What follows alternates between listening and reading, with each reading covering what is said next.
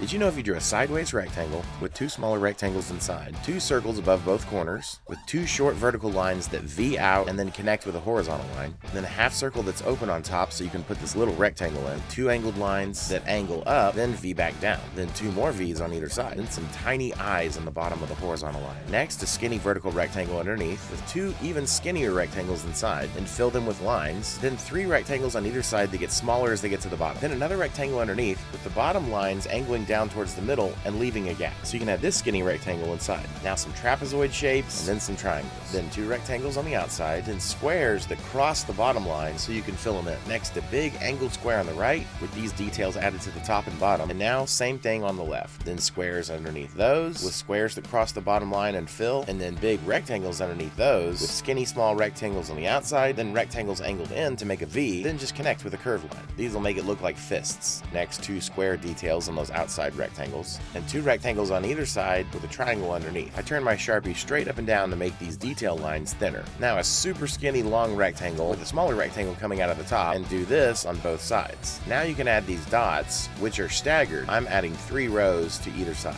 Next, rectangles underneath with another rectangle drawn inside and some dots at the bottom, then some tiny rectangles at the bottom.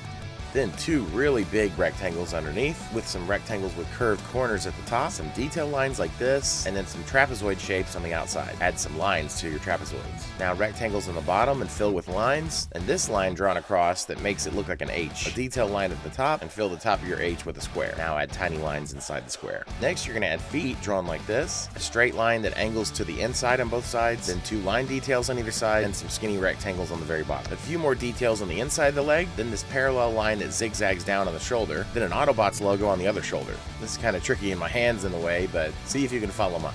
Now some dots underneath, some lines for the windshield wipers, and congrats! You just drew Transformers Optimus Prime. Optimus's real name is Orion Pax. He got upgraded and renamed when he became the leader of the Autobots. Autobots, roll out! For more fun and easy drawing tutorials for kids and the whole family, including monster trucks, cartoon characters, and other Transformers, check out our YouTube on WeeDrawTogether. We Draw Together!